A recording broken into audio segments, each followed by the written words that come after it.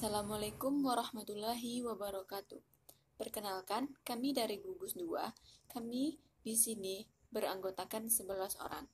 Kami akan mengkaji atau mereview ulang tentang 3 materi yang telah disampaikan oleh pemateri kemarin, yaitu materi tentang dasar kepemimpinan, karakter sosial, dan kepercayaan diri.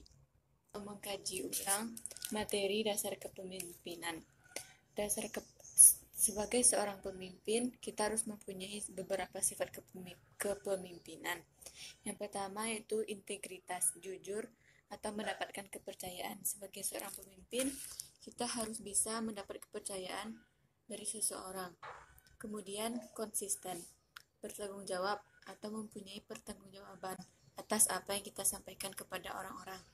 Kemudian visioner, praktis dan realistis. Apa yang kita bicarakan itu harus sesuai dengan kenyataan dan fakta. Kemudian komunikatif.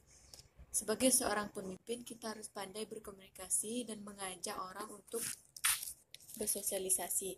Kemudian kompetitif, yaitu kreatif dan cerdas. Nah, untuk menjadi seorang pemimpin, terlebih dahulu kita harus bisa memimpin diri kita sendiri dengan menerapkan hal-hal yang kecil seperti tepat waktu. Dan kedua itu ada bertanggung jawab. Jika kamu mendapat atau mengemban amanah sebagai pemimpin, maka jika kamu sudah melakukan dengan baik, maka kamu akan mendapatkan penghargaan berupa material dan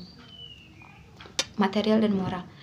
Fungsi dari kepemimpinan ini ada banyak, diantaranya yaitu untuk kepentingan tujuan organisasi. Seperti yang kita ketahui, tujuan dari organisasi adalah sebagai wadah untuk bersama-sama mencapai tujuan dengan efektif dan efisien. Maka di sini diperlukan seorang pemimpin untuk mencapai tujuan dari organisasi tersebut.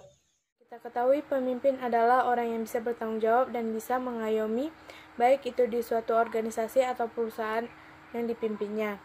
Nah, di dalam suatu organisasi, kepemimpinan adalah sebuah proses di mana seorang pemimpin bisa mempengaruhi dan bisa memberikan contoh yang baik kepada pengikutnya. Ada 4 kategori utama untuk membentuk perilaku sosial seseorang. Yang pertama yaitu perilaku dan karakteristik sosial. Yang kedua yaitu perilaku kognitif. Yang ketiga faktor lingkungan, dan yang terakhir yaitu tata budaya. Tentang 4 kategori utama yang dapat memberi perilaku sosial. Yang pertama, perilaku dan karakteristik. Misalnya, ketika kita berteman dengan orang yang santai, maka kita akan terbawa lama-kelamaan jadi santai. Dan sebaliknya, jika kita ikut dengan teman yang suka berorganisasi, maka kita akan suka berorganisasi. Yang kedua, proses kognitif.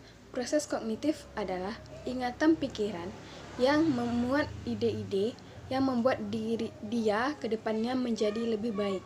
Yang keempat, tata budaya. Di dalam budaya, yang paling penting itu adalah toleransi. Karena di sini kita menghargai, tolong menolong, tidak membeda-bedakan orang lain. Mahasiswa harus mengabdi kepada masyarakat dan bertanggung jawab karena mahasiswa memiliki potensi yang besar dibandingkan masyarakat lain. Karena pemikiran kritis mereka sebagai penggerak ketika masyarakat melakukan proses pembangunan, dan mahasiswa adalah insan akademis yang dipandang memiliki kekuatan intelektual. Cara terbaik untuk membangun aksi sosial di masyarakat yaitu dengan mengumpulkan orang-orang yang memiliki persamaan pendapat dengan kita, serta yang memiliki dorongan untuk memajukan masyarakat sekitar.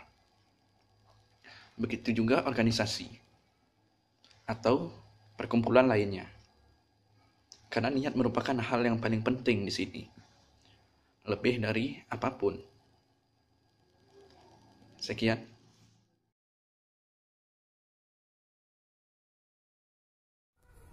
Oke, sekarang kita masuk pada materi yang ketiga. Pada materi ketiga ini memiliki inti-inti pelajaran. Yang inti pelajaran yang pertama yaitu setiap manusia, setiap orang memiliki karakteristik yang berbeda. Ada karakteristik yang positif dan ada karakteristik yang negatif. Ada yang bisa dirubah dan ada yang tidak bisa dirubah. Inti pelajaran yang kedua, setiap orang harus belajar untuk merubah apa yang bisa dirubah dan belajar untuk menerima apa yang tidak bisa dirubah. Sekian dari saya. Inti pelajaran selanjutnya dilanjutkan oleh teman saya. Inti materi pembelajaran 3. Kita harus yakin Allah tidak pernah salah dalam menciptakan apapun. Kita diciptakan oleh Allah untuk suatu tujuan, makanya kita harus bersyukur. Kita sudah diciptakan sedemikian rupa, jadi kita harus bersyukur karena nggak semua yang ada yang kita miliki juga dimiliki oleh orang lain. Jadi kita harus menjadi diri kita sepenuhnya. Nah, inti pelajaran kelima itu jangan juga kamu memandang rendah diri sendiri, karena itu membuat kita sulit mendapatkan banyak teman alias minder. Kita nih jangan kayak aku nggak bisa ini, aku nggak bisa gitu. Jangan, kita harus kayak percaya diri, kita harus kayak aku bisa.